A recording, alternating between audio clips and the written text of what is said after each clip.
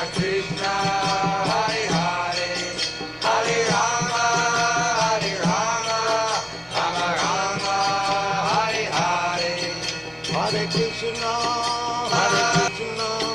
Krishna Krishna, Hare Hare, Hare Rama, Hare Rama, Rama Rama, Hare Hare, Hare Krishna, Krishna Krishna, Hare Hare, Hare Rama, Rama Rama, Hare Hare, Hare Krishna, Krishna Krishna, Hare Hare, Hare Rama, Rama Rama, Hare Hare, Hare Krishna, Krishna Krishna, Hare Hare, Hare Rama, Rama Rama, Hare Hare, Hare Krishna, Krishna Krishna, Hare Hare, Hare Rama, Rama Rama, Hare Hare, Hare Krishna, Krishna Krishna, Hare Hare, Hare Rama, Rama Rama, Hare Hare, Hare Krishna, Krishna Krishna, Hare Hare, Hare Rama, Rama Rama, Hare Hare, Hare Krishna, Krishna Krishna, Hare Hare, Hare Rama, Rama Rama, Hare Hare, Hare Krishna, Krishna Krishna, Hare Hare, Hare Rama, Rama Rama, Hare Hare, Hare Krishna,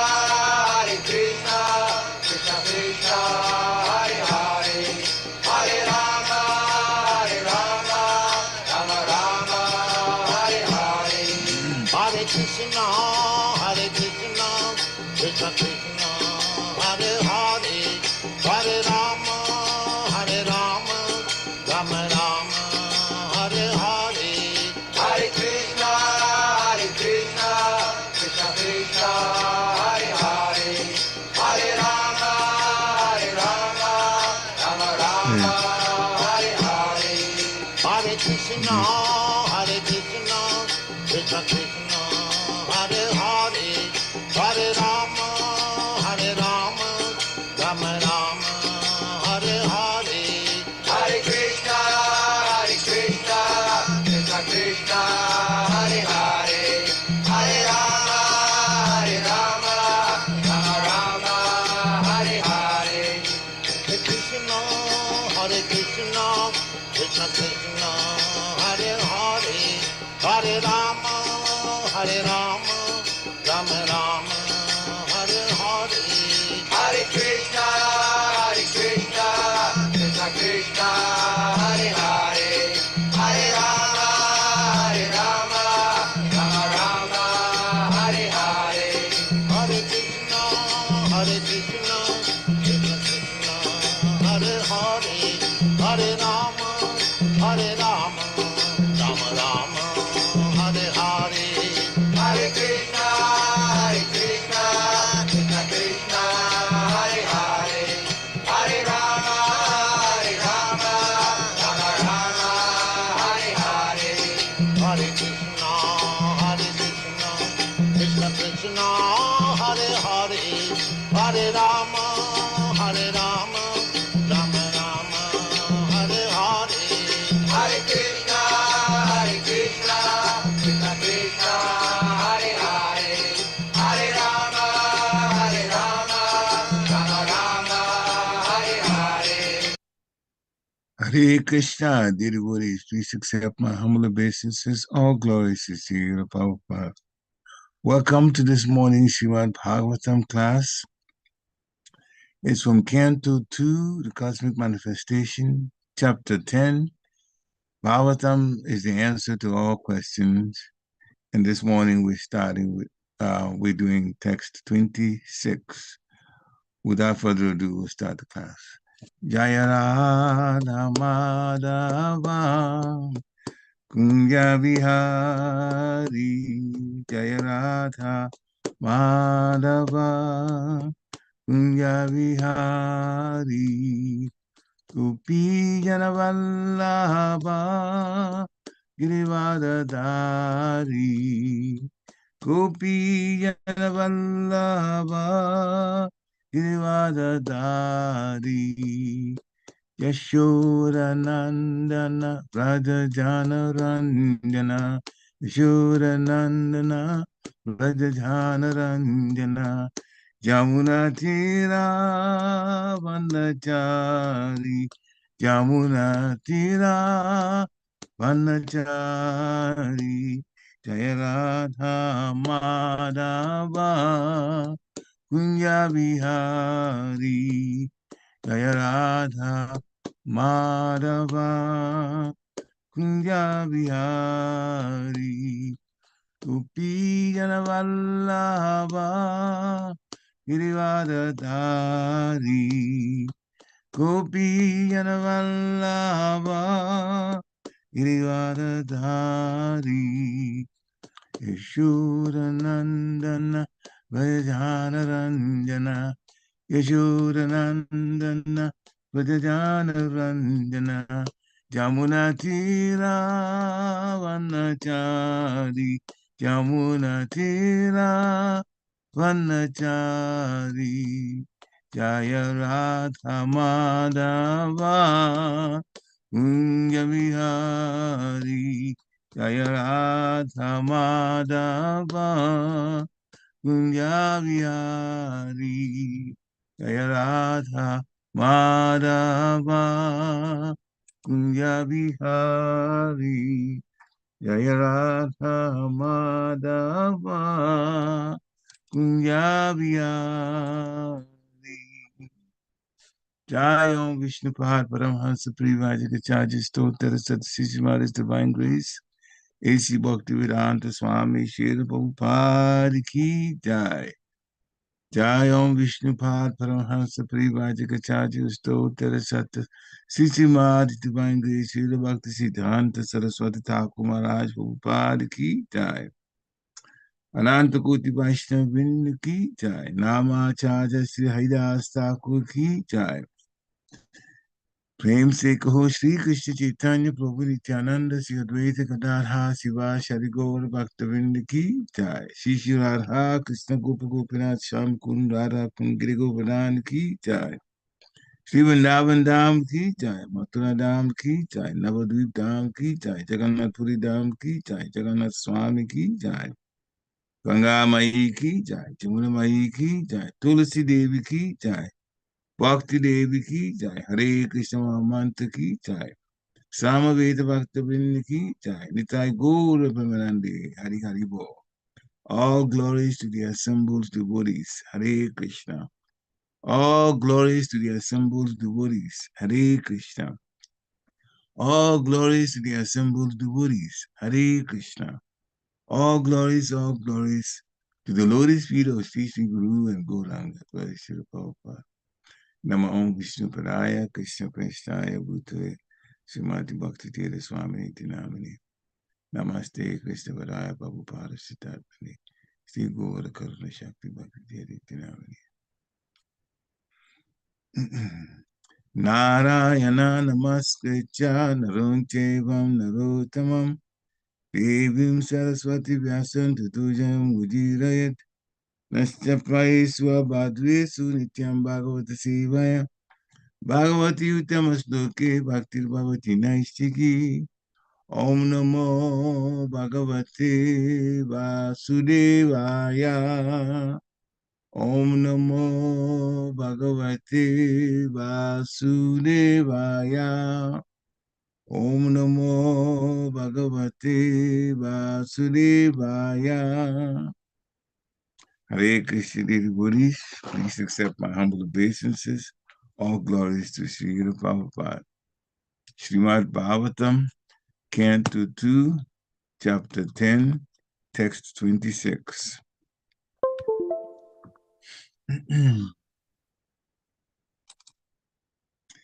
nirabhidyata śiśno prajānandāmṛtārthinaḥ upastha āsīt kāmānāṁ priyaṁ tad-ubhayāśrayam nirabhidyata śiśno prajānandāmṛtārthinaḥ upastha āsīt kāmānāṁ priyaṁ tad-ubhayāśrayam nirabhidyata śiśno prajānandāmṛtārthinaḥ upastha āsīt kāmānāṁ priyaṁ tad-ubhayāśrayam. Hare Krishna. Please chant.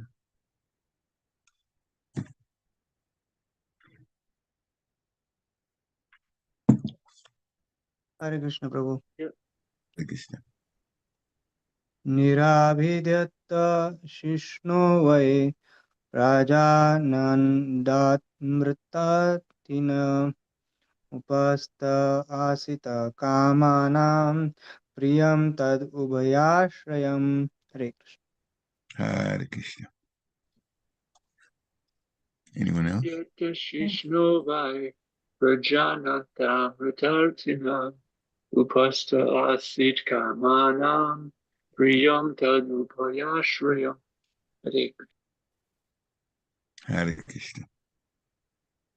Anyone else? Yes, Prabhu. Hare Krishna. nirabhidyata śiśno ve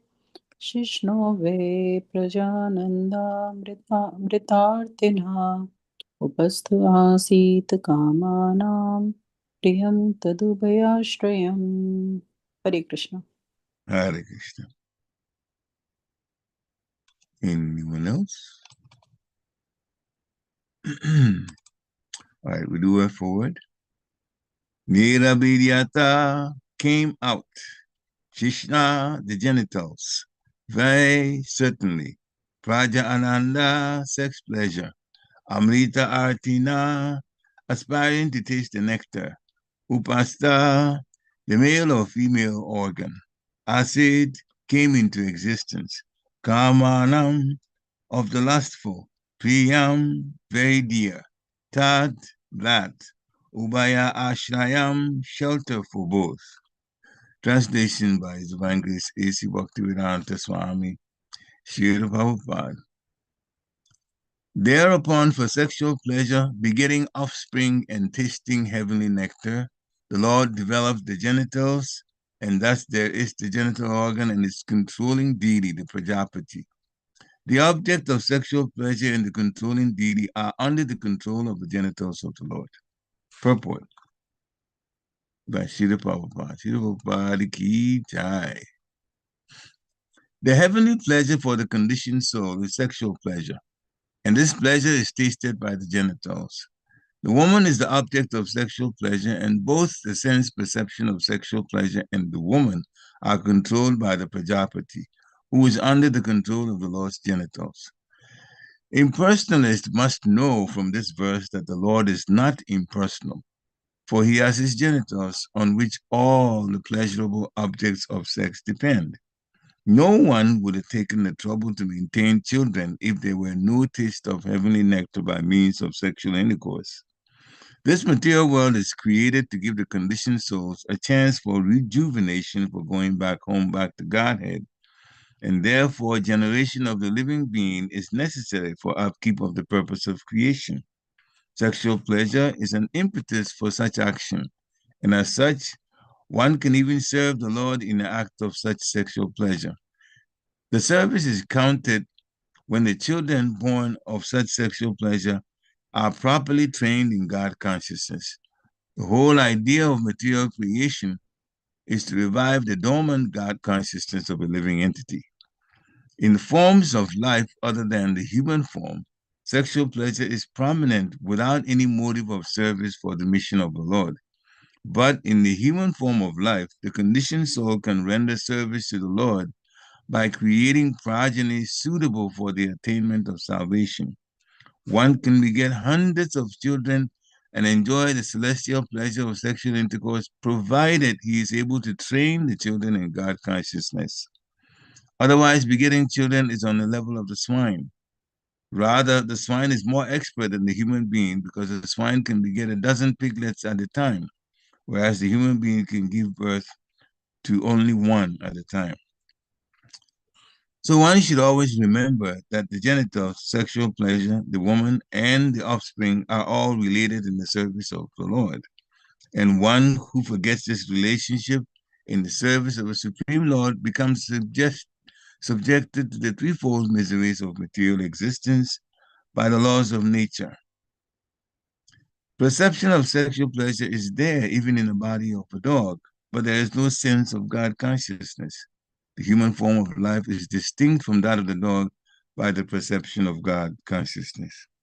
Om Gnana Timirandhyasya Jnanam Jnana Shavankaya Chakshu Om Militam Jena Tasmai Shri Gurave Namaha Shri Chaitanya Manobhistam Stapitam Jena Bhutale Swayam Rupa Kadamayam Dadati Swapadantikam Nama Om Vishnu Padaya Krishna Prasthaya Bhutale Srimati Bhaktivedanta Swami Nitinamini Namaste Saraswati Devi Gauravani Pacharine Nirvishesha Sunyavadi Paschatiyadi Shatarini Namo Mahavadanyaya Krishna Prema Pradayate Krishnaya Krishna Chaitanya Namni Gurachise Namaha Jai Shri Krishna Chaitanya Prabhu Nityananda Sri Advaita Gadadhara Sivasadi Gaura Bhaktavinda Hare Krishna Krishna Krishna Hare Hare Hare Rama Rama Rama Hare Hare Hare Krishna Krishna Krishna Hare Hare Hare Rama Rama Rama Hare Hare Hare Krishna Krishna Krishna Hare Hare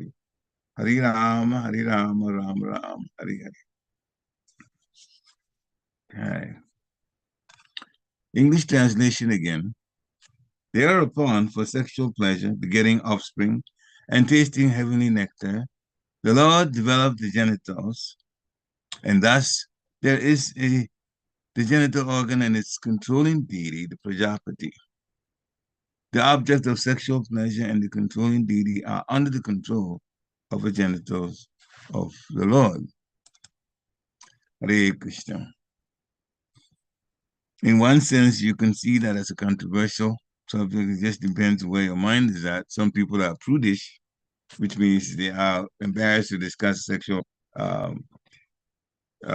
discussions or sexual activities plainly. But we have to remember this is a physical body, and it is certainly part of the working senses.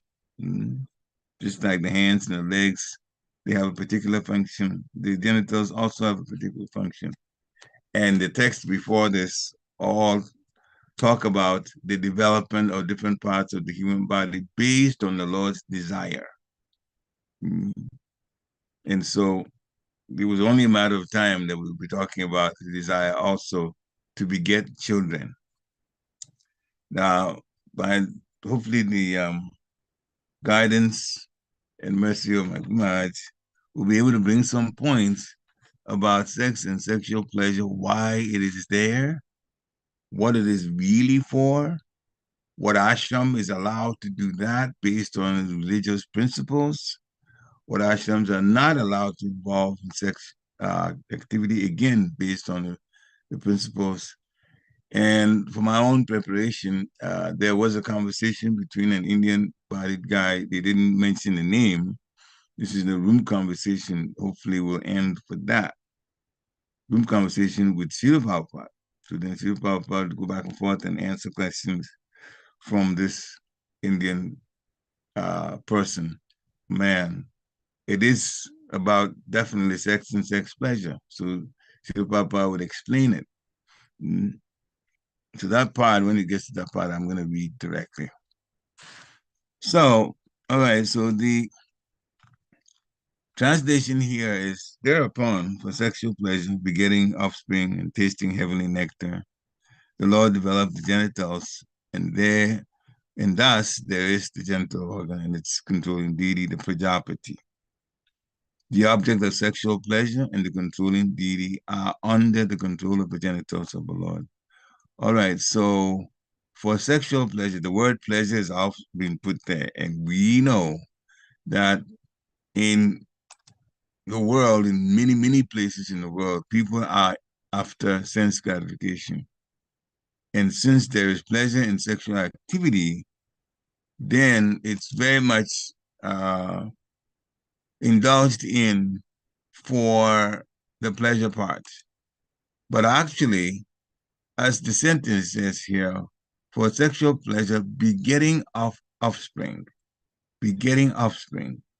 We know that when a woman and a man get married and they decide to have children, the process of having the children involves sexual intercourse. So that's what his real function is.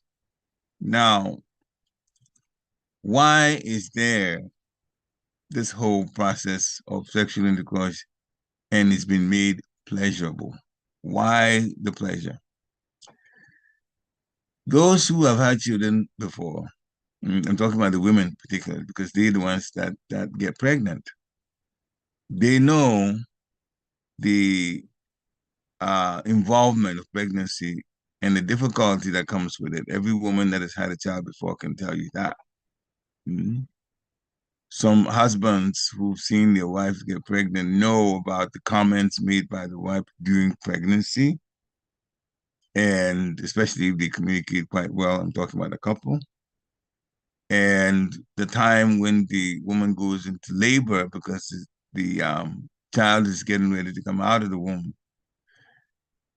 Based on the child's size and the child's condition in the womb, the child is already set up in such a way in the womb that the head will come out first.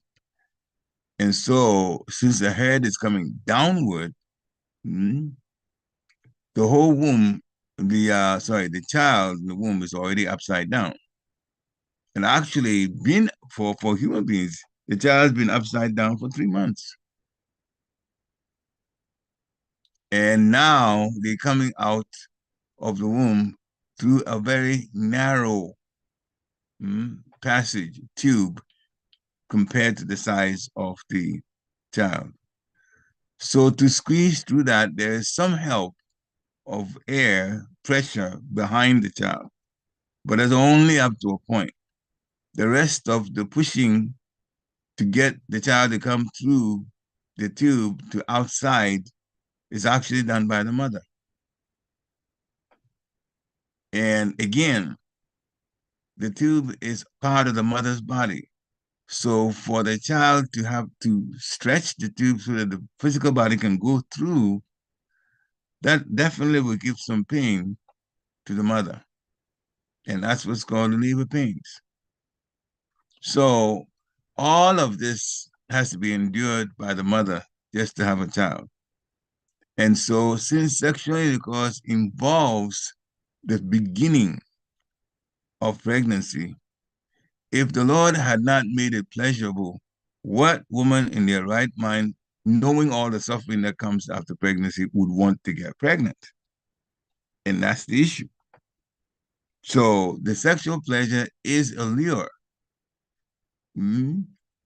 both on the men's side and the woman's side, in order to beget children. Now, somewhere in the purport, Srila Prabhupada said, one can beget hundreds of children, provided they are ready to train them in Krishna consciousness.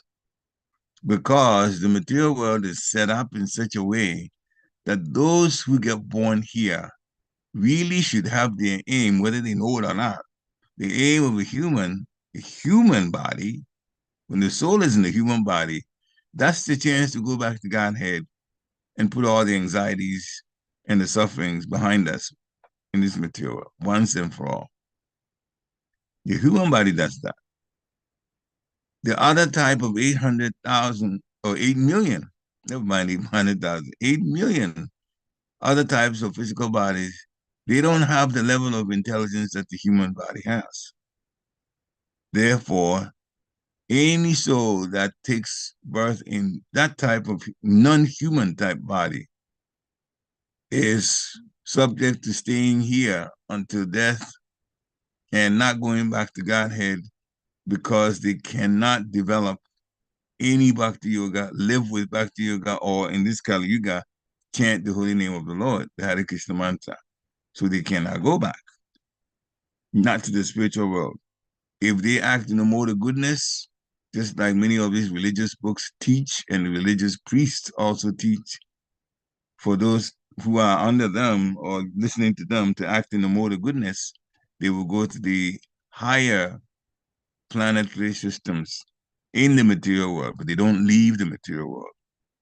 You go to the higher planetary systems for more enjoyment physically and for a longer duration of life, but they'll have to return to a planet like this one that we're in, the medium type planetary system, and try again if the person is willing to put in what it takes to get out of the material world altogether.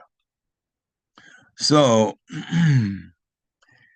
the idea of sexual activity being made pleasurable was Krishna's decision, because that without that, the woman is not going to want to get pregnant, because after the pregnancy, going forward, the whole pregnancy duration, which is 9 months for human beings, it's very challenging to the body of the woman. The body of the woman changes shape because of the growth of the womb area and many, many other things, including the hormones and therefore the woman's emotions. And then in the very end, labor, which is quite painful. And the woman doesn't have a choice in terms of how long the pain, the labor period, lasts. These days, science is trying to cut short the natural process by giving women C-sections and so on. Of course, now we live in a world that many, many things are being done in an artificial way. Natural ways are being abandoned as soon as science finds a quicker way, a shorter way, what they call an efficient way. Every time the body is cut, there's consequence. But now, many women, they go to the hospital because the woman is pregnant. What's going to happen is, more than likely they will force the child to come out rather than the woman go through the whole period of the labor. So again, this is part of the degradation in Kali Yuga. It is actually part of the degradation. It's not convenient. It's part of the degradation, because then the part of the body that gets cut just to have the child come out then is in an unusual way, unnatural way of healing that the body will have to go through. Anyway, so the controlling deity, the Prajāpati, just like those who have been here before, and many of you do come on a regular basis, which is very appreciative. It's good for your own spiritual growth also. It is explained that every part that the Lord desired to have come out or to have formed, that was done. And also there was a demigod assigned to that particular that part as controller. So sexual pleasure in the women are controlled by the Prajāpati. Now, Prajāpati is actually not a name. Prajāpati is a position. Prajāpati actually is very convenient here because those are the ones, Prajapatis are the ones that beget children. That's why the word Prajāpati is there. Praja is children. Praja means children. Therefore, or Praja means people. So Prajāpati, one who generates people or offspring, humans. So there are a number of souls in the higher planets who qualify for the word Prajāpati, but the most prominent one when you talk about Prajāpati a lot is Daksha. So I even looked up on Google, and when the name Prajāpati came up, under Prajāpati, Daksha came up. But then there are others who also help. Lord Brahma, arguably, himself is a Prajāpati, because through him many other demigods come. So he also, is a source of a generation of demigods. And Kashyapa Muni can also be put under the title of Prajāpati, because between him and Aditi, the Adityas were born, and between him and deity, so deity and Aditi are two different women. From him and deity, many other living beings came into existence, mostly demonic. And Srimad Bhagavatam describes even other types of entities that came through Kashyapa Muni. So Kashyapa Muni can arguably be also given the title Prajāpati. But for the most part, if you looked it up in the internet, Daksha's name will come up. So Srila Prabhupada makes one quick comment about what the impersonalists think, that the Lord is impersonal. And their belief is that when the Lord comes to the material world, then he takes a personal body temporarily. And then when he's leaving the material world, then the body is left behind, just like the way we die. And he goes into, because he is in fact in the effulgence. They look only at the effulgence and not the actual body of the Lord, the soul. They said he just takes a body. Obviously, and I'm in a sense even mentioning my words because I know it's not true. See, Prabhupada has explained it, that the Lord and the Lord's body are one. Everything about the Lord is absolute. So, the reason, to come back to this discussion about sexual intercourse, the reason that there is some pleasure in sexual intercourse, even though it's limited here in the material world, is because it is just to get the woman to get pregnant. Now, they spend a little time talking about why people involve themselves in sexual activity for just the pleasure.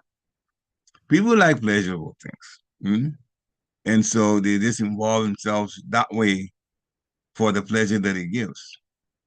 But this whole process is designed in such a way that seminal fluid will come out of the man's sexual organ. It is part of the whole process of sexual activity. Within that is the assigned soul that is supposed to be taking birth in that woman's body. This is where the problem begins.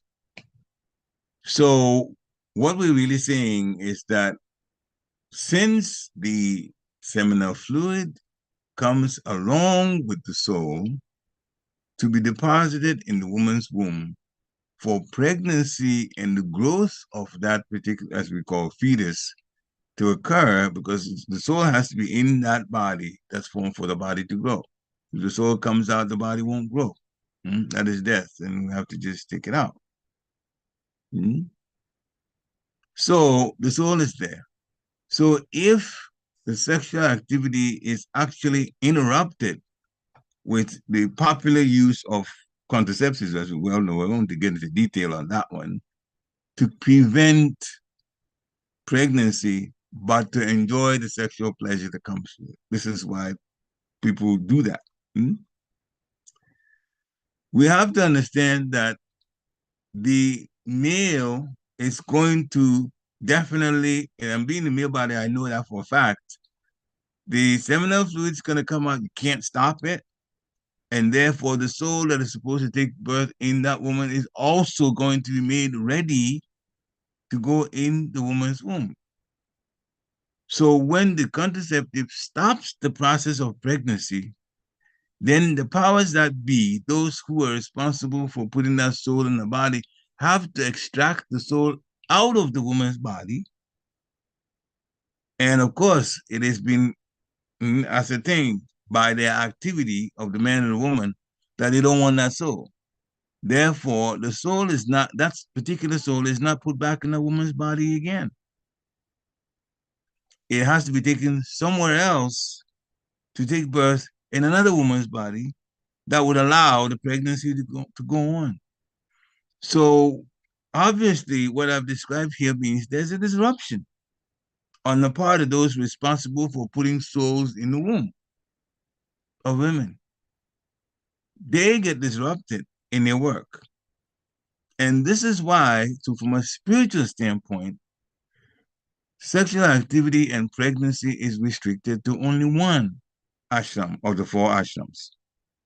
We have the brahmachari or the student ashram, the grihastha ashram, that's where marriage takes place, and that's the only place in the 4 ashrams that sex is allowed for begetting children. And that's why in Krishna consciousness, the natural way of use of sexual activity is what we go by. And in fact, it is so important that it is made one of the regulated principles. Outside of this way of getting children, sex then is not allowed. It's illicit. That's why I say it's illicit. When people are taking initiation, you go, what are the 4 regulated principles? They mention among 3 of them, they also, don't involve themselves in illicit sex. It just means that we go by the natural way and also satisfy the powers that be that put souls in wombs to get the pregnancy going. So the natural way and the spiritual way is sexual activity should be for pregnancy. And now we talk a little more about the children. There must be preparation before even that activity. There must be preparation. Now, some people will put it out. Some people may do, some people may not do. But we know that some couples, and I think it's best when they are, the devotee couples now I'm talking about, not this in general, not this specifically for devotees. When there is the decision made by the married man and woman to beget children, some, if they're not prudish enough, can inform their spiritual master that, Maharaj, we're going to try for the process of beginning to have a child. They will tell the spiritual master that. Now, some people may not, but actually, here's the advantage in telling the spiritual master. We don't know what kind of soul will come into the womb, what kind of person, where they've been, whether they're ready to actually take to Krishna consciousness or whether they will rebel against Krishna consciousness. The advantage of letting the spiritual master know, and remember, the spiritual master is not an ordinary person. He's in touch with the spiritual world. When the devotee couple lets the spiritual master know, then the spiritual master would arrange for a soul that's definitely Krishna conscious, or a particular soul that is supposed to connect with them. Maybe that person connected with that soul connected with the spiritual master in the previous life, and they need to continue. But whatever the case may be, the chances are very high that when the spiritual master knows about it, there will be the arrangement, because there will be a request by the spiritual master to have a soul that's definitely Krishna conscious come into the womb of the devotee woman. That's the advantage of letting the spiritual master know. There's nothing embarrassing about that. The spiritual master already knows that grihasthas didn't involve themselves sexually for children. So you haven't not telling that spiritual master anything new if you let them know. So that's why we advocate telling rather than not telling the spiritual master. The spiritual master is in a unique position. Nobody else needs to know anything, but the spiritual master is to the advantage of the couple to let the spiritual master know. Now, the act itself, it should be done based on religious principles. So there's a particular samskara, and the samskara is a sacrificial activity. We have to have a priest and so on who knows the proper mantras to chant. That also invites a good soul to come to the womb. Garbhadhan samskara is performed and then the activity, a date is set for them to involve, the couple to involve themselves sexually, and it has to be a date where there's no other significant religious, significant spiritual activity like Ekadashi or Janmashtami and those. If they're happening on the dates, that's why Vaishnava calendars are very important. The man and woman should not relate sexually on those kind of days, set aside for a particular spiritual activity, or lack of a better word. So, the good thing is many of the days, more days are free than the days that are given for Kaddishi in a month and so on. So it's not hard to get a date. Of course, the women also has to ovulate, and that's how I would tell the husband about it, the times that they're ovulating. So then the chances are high that the activity, the sexual activity, would yield fruit. Now, there's also another side that does happen, and there's a reason behind it, big reason that grihastas have to know. Sometimes the sexual activity takes place. Test for pregnancy proves positive, so the wife is pregnant. And then after a period of time, just a matter of weeks, or even no more than a couple of months, the woman loses that child. You know what I mean? Loses that child. The pregnancy is stopped. Naturally. It didn't go to get an abortion. Naturally. The child, the soul is gone out of the womb. Why does that happen? For devotee mothers, there's a reason. And there's a very important reason why that happens. And in some cases, so devotee women, we'll talk about the reason. So devotee women may even go through a couple of those before they have a child that will actually stay in the womb and become fully developed and become a Krishna conscious child. There are souls who have already been to the material world, especially the planet like the Earth planet. They did not complete, or they were not, they didn't get themselves to the point where they would be allowed to the spiritual world. In other words, into the spiritual world. In other words, there were some things that they did that were negative. So they had spiritual debits, but they also had spiritual credits from the positive things they did. And the Lord's agents decide that that person should return to the material world, but only for a short while.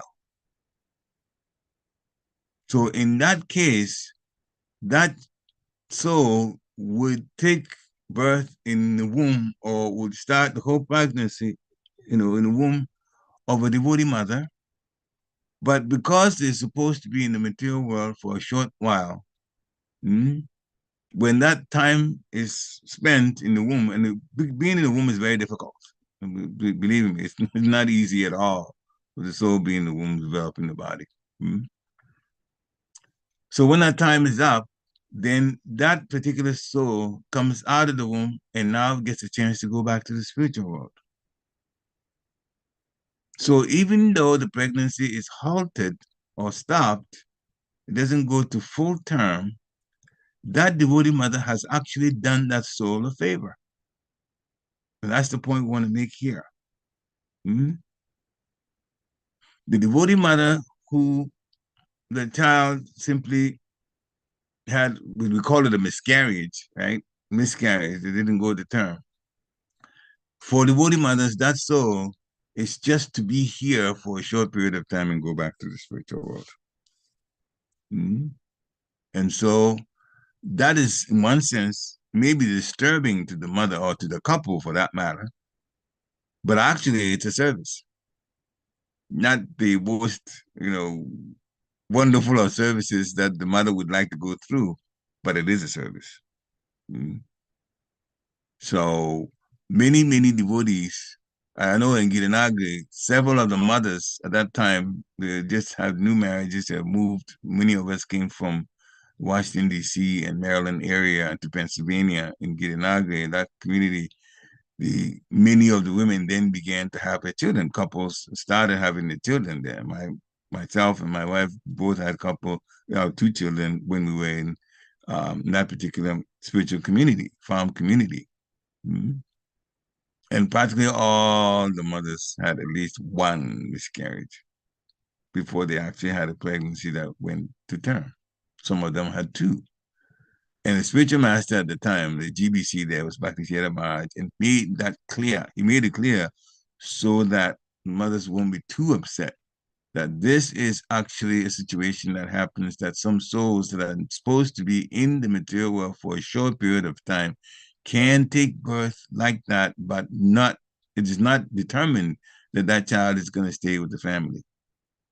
Because there was one situation that I just tell you about that was a little difficult for the couple. Because the child did in fact become fully developed. And just a week or so, based on the delivery date that had been set, then they didn't detect any heartbeat anymore. And the sad news was told to the couple that the soul left the body.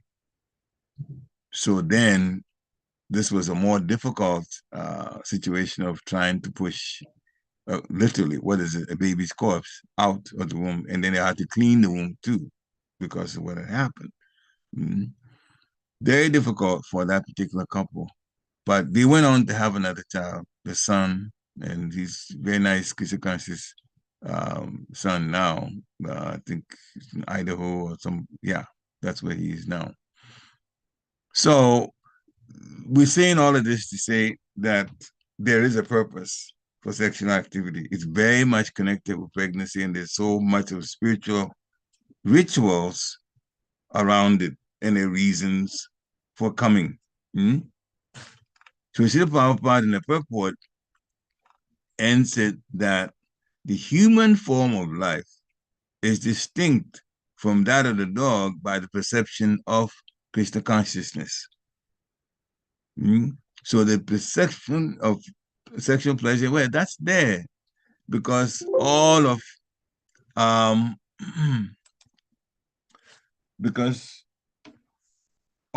the different, I'm sorry,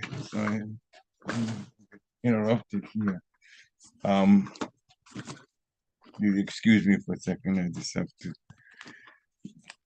I was forewarned and I didn't take. Really apologize. But what's really happening is that I have to put some power behind my computer. Has warned me that the power is low, electric power. So I'm doing that right now. I forgot to plug it in. And now I have to plug it in whether I like it or not. Otherwise, I'll be interrupted.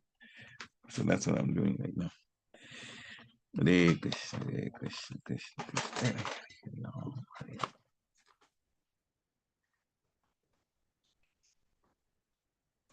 Okay, I apologize again. So that's done. Yeah. Okay, so Srila Prabhupada is saying, one should remember that the genitals, the actual organs, and sexual pleasure, and the woman who bears the offspring are all related in the service of the Lord. And one who forgets this relationship in the service of the Lord then becomes subjected to life in the material world over and over and over again. Threefold miseries of material existence. So those who are non-devotees that decide to have children or decide to have just the sexual enjoyment from it, and then the woman gets pregnant by no plan, usually the kind of or the quality of the soul that comes in the womb is a soul that is going to be involved mostly in passion and ignorance. It's going to be a difficult child to deal with and a difficult person in society. So this is actually what's happening in many cases. Even in the religions now, it's got to the point where, yes, people can have children, true enough. Sometimes children, the more the goodness, are born those people, but they are not the type that would get a very, very high spiritual birth or lead a high spirit, just like the Woodies do, spiritual life. In the Shastra, in Bhagavatam, Canto 4, particularly in the site that talks about Prithu Maharaj's life, Prithu Maharaj is the Shaktivesh avatar. Avatar means one that came from higher planets, and Shaktivesh means, Shakti means energy, and Avesh, the possession, the one who came from higher planets possessing the energy of the Lord. He came as a king. So much controversy and trouble was going on at that time with the people. And so the Brahmins stepped in and they got rid of the king, and through a process of churning the body of that particular king, Vina, troublesome king, then Prithu Maharaj and his wife Archie were born. Now, why Prithu Maharaj? Well, in Canto 4, chapter 22, text 53, Srila Prabhupada makes a point about Prithu Maharaj. He begot his children, he got 5 sons through the Garbhadan Sanskara. Garbhadan Sanskara is the first ritual to invite a good soul into the womb of the woman. So we have that samskara, and then the child, the couple tries for a child. So Prithu Maharaj definitely did that. He didn't just have a child or his children by accident or whimsically. Now, in today's world now, some priests know how to give the samskara. Therefore, a couple, grihastha couple that want to have a child, advised to seek a priest to do the Garbhadan Sanskara. Now, Srila Prabhupada in his mercy knows that this is not always going to happen, to find the priest to do the Garbhadan Sanskara before have a child. There are actually fewer priests around ISKCON who know how to go through that process of Garbhadan Sanskara for a couple that wants to have a child. So in lieu of that, Srila Prabhupada said, chant japa on the day that you and your wife want to relate sexually for pregnancy.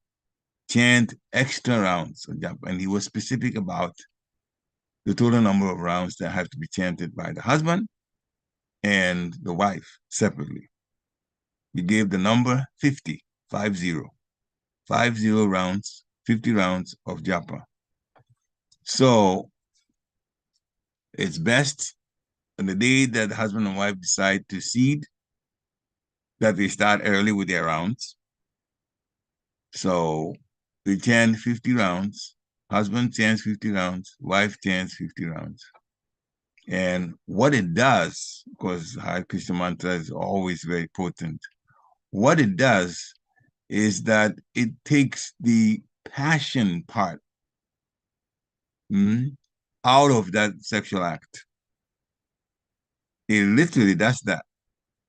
Because if the child, the soul that is coming into the womb is actually invited in based on a mode of passion, then he or she will be a passionate person. But we want one that would be transcendental or connected with transcendence. We want a devotee child. So the effect of doing that is of chanting 50 rounds. And it's very, very, very highly recommended. Srila Prabhupada actually gave that, that we should do that.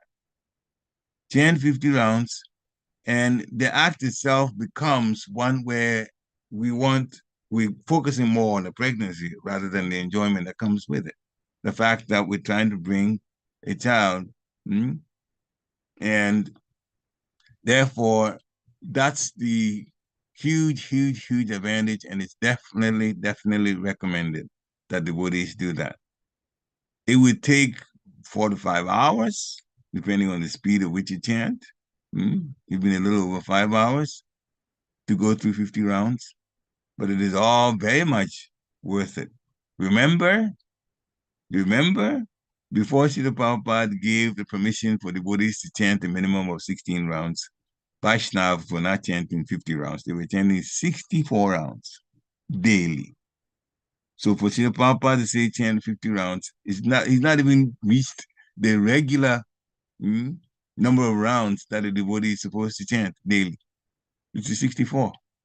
We do 16 rounds minimum. But for bringing the soul in, the Prabhupada says, at least get to 50 on that day. It makes a difference later on in the child's consciousness, as far as Krishna consciousness is concerned. They will be very, very much connected with Krishna consciousness. You'll find that it's easy to raise a child in Krishna consciousness if that kind of work has been done.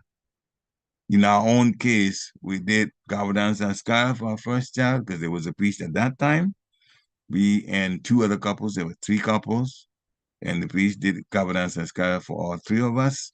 And on that day, we also chanted. Even though we done the Sanskara, we chanted 50 rounds each.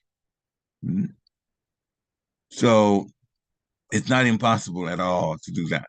And it is actually, in the end, the child will be very, very Krishna conscious and open to doing service without even complaining or anything of that sort. So anyway, I did say that I was it's almost 9, but there was a room conversation, and I think I'll bring that up. So Giriraj, who became Giriraj Das, Papa disciple, who became a guru later, he was also in the room with that conversation in 1976 in December in Pune. So Giriraj was reading, Giriraj Prabhu, now Giriraj Maharaj, read a part of Bhagavad Gita, the translation. I'm the strength of the strong, devoid of passion and desire. I'm sex life, which is not contrary to religious principles. This is Krishna speaking. That is sex life, which is not contrary to religious principle. Everything that involves spiritually and is the best, that is Krishna. So Srila Prabhupada says, there is good sex life and bad sex life. One who does not know what good sex life is, what bad sex life is, he's a rascal. One who doesn't know the distinction between the two is a rascal, because most likely they're going to involve in the bad sex life. Here, you have to indulge in sex life, which is not against the religious principles. But you must know what is religious and what is irreligious. Which the Prabhupada is explaining. If you do not know, then you're a rascal. There are 2 kinds of sex life. Otherwise, why would Krishna say sex life, which is not against regular principles, that I am? So God is good. So sex life, which is not against religious principle, that is good sex life. Otherwise, it is bad. Then the Indian person who was there started commenting. Well, Krishna comments, and Srila Prabhupada continued at that point, so he had to stop. First of all, let's understand this. That Krishna says sex life which is not against religious principles, that is who I am. Sex life which is against religious principles, that is bad. And Srila Prabhupada definitely would repeat to get a point there, especially since he told us many, many times, you're not the body, and now we live with that understanding. So the Indian man says, then can you explain to me what is good sex life, what is bad sex life? So Papa says, good sex life, when the sex life is accepted for begetting good children. Just like in another place, it says, Pita nasasyaj. Pita nasasyaj, Janani nasasyaj, Bhavatam 5:18. One should not become a father, one should not become a mother unless he or she can save his child from death.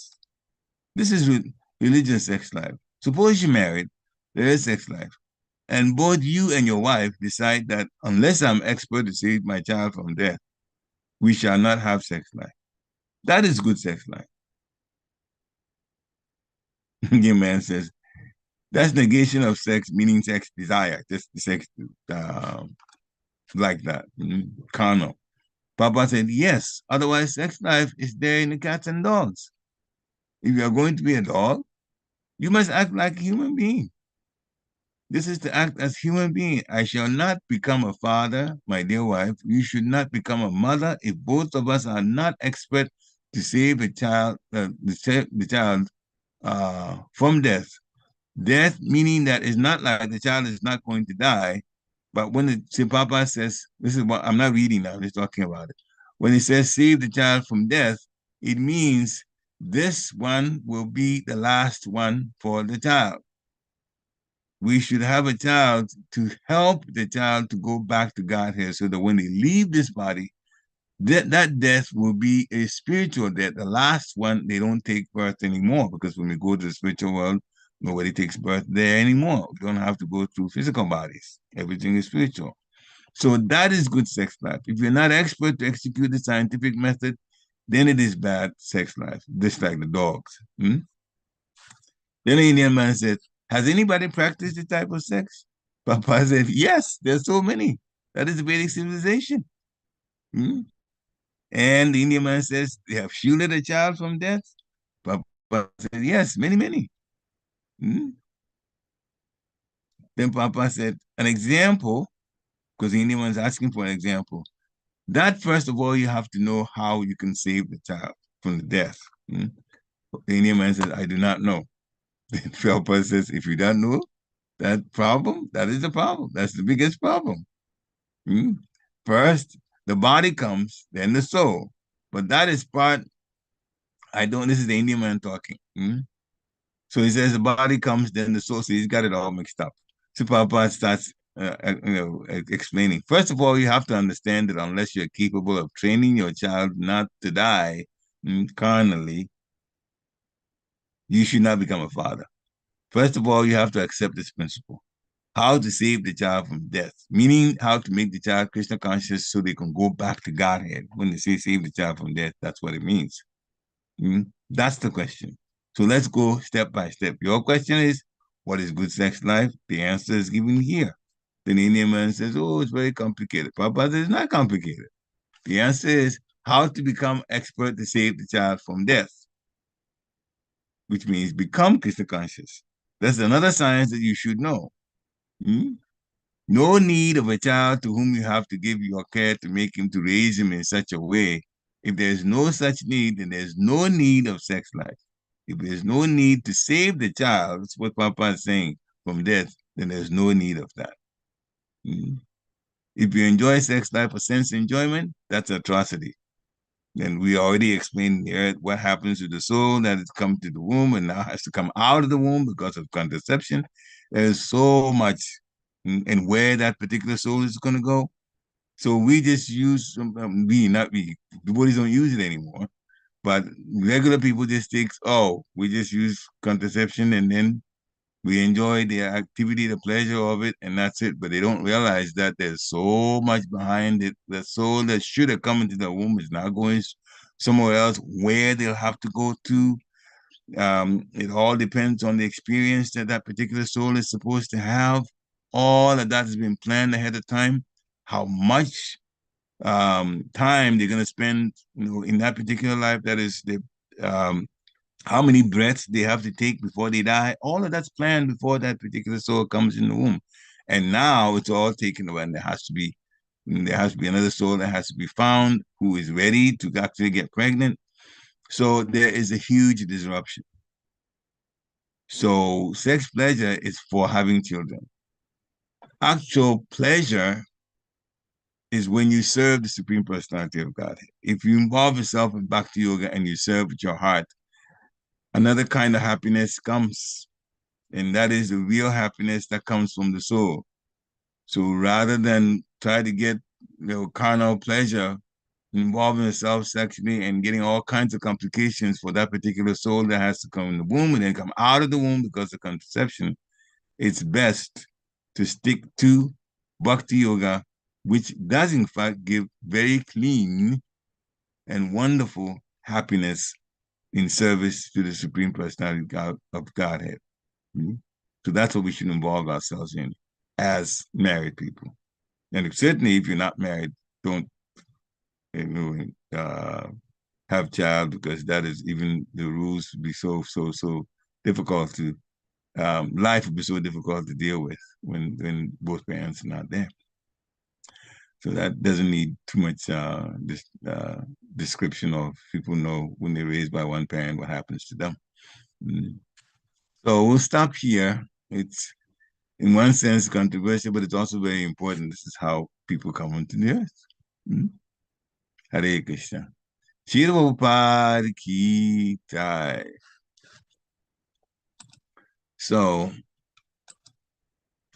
this is time for questions, comments, as you like. So we were saying brahmacharis, student, no sex life. Grihastas, you can't have sex life through marriage, kāmānāṁ sanskara, or 50 rounds, or both. And then I'll get to you down in a minute. And then better even tell the spiritual master about it. No spiritual master to tell, no problem at all. You just go to the picture of Srila Prabhupada and pour your heart out if you're not initiated. Pour your heart out to him as a couple, tell him we're going to try for a child. The whole idea of telling the spiritual master is so that we can get a very nice soul that is ready for Krishna consciousness and also quite easy to raise. They're good souls, especially from the heavenly planets, those who want to go through ISKCON to go back to Godhead. We get one of those. It helps a whole lot to raise that particular child, which is not much of a hassle. Hare Krishna. Damodar accept on the basis of glory to Srila Prabhupada. Go ahead. Hare Krishna, bro. Please accept my humble obeisances. All glories to Prabhupada, glories to the devotees on the call. Thank you for such a nice class and so much information in the aspect of the verse. And also, like this also explains very closely that the Bhagavad Gita verse that you were explaining, because Krishna says in Bhagavad Gita, like, I am the sex, which is not against the religion principles, or religious principles. So, towards the end, you also mentioned that it's little controversial. I didn't really understand that point. I don't know. You want to explain? I use the word kind of controversial advisedly because there's some people who are uncomfortable when these things are mentioned. And some people have they have difficulties because the difficulties putting sex pleasure in its place for just the spiritual requirements. Spiritual requirements. And maybe Krishna actually had you bring up this question so we can address it again. Sometimes devotees with the regulated principles having to deal with it. I know we had one experience that I think will explain it better. So this was a Sunday afternoon lecture. This is the time we were in Maryland, and Bhakti Maharaj was giving the lecture. And this point came up about the regulated principles. And he explained that sex life was for begetting children. And if you're not ready to get a child, then you shouldn't involve in sex life. And that immediately, quite a number of hands shot up. We had questions because they had come from Christian and other religious backgrounds where in that situation, a person that is trained that way does not see sex life as for children only. They think sex life is an activity that is allowed between husband and wife. And if they want to have a child, they can involve themselves for a child. And if they don't want to have a child, they can involve themselves in it for just the pleasure. And Bhakti Maharaj explained that, no, it is actually meant for having children. So with the hands going up, immediately became a controversial issue. So one person asked, why is it that couples will not be allowed to have sex whenever they want? And again, Bhakti Maharaj explains the process in a summarized form, not as a detail as we talked about here, but in a summarized form that it should be a spiritual activity. And here are the reasons, which we've already gone through part of it. There still was dissatisfaction in some people.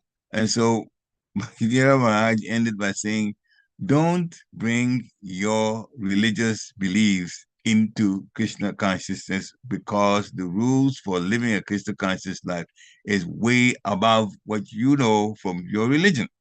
And that kept everybody quiet. All the hands went down. Nobody. That's why I was thinking about that, and that's why I mentioned the word controversial. Hare Krishna. Hare Krishna, Hopefully, Prabhupada. hopefully that explains it. Any other Yeah, I questions? feel like it's more like an uncomfortable topic than a controversial topic. Yeah, it's uncomfortable. I'm typically, I'm even surprised that I've been able to go through it for a whole hour, because I'm very prudish by nature. I don't like to talk about that. But, service is service. So we have to do what you have to do. And Srila Prabhupada never stayed away from all subjects that needed to be talked about. And my Guru Maharaj is like that too. Because you have to know. We're trying to go back to God. We're not trying to play around here. So we have to have what we have to know, we have to know. It has to be said. Hare Krishna. Thank you for the comment and the question that you wanted clarity on. Any other questions? Okay, if not, then it's past the hour, and thank you for coming on. And of course, we have the rest of the week. Have a wonderful Krishna conscious week. Those of us in this area, Pennsylvania, the weather is going to be getting us a little relief. It's not going to be non-winter type weather, but the temperatures won't be that low for a little while, so we can go on our lives. This is a place of suffering, but Krishna still helps us in some ways. Hare Krishna. Vancha kalpatarubhascha kripa sindhubhya patitanam pavanebhyo vaishnavebhyo namo namaha. And again, I apologize for not plugging my computer in the first time, and having to, interrupt the whole lecture just to get some more power to my computer. Srila Prabhupada ki jai. And thank you again. The people are sending me electronic things, so thank you also. Hare Krishna. All glories to Srila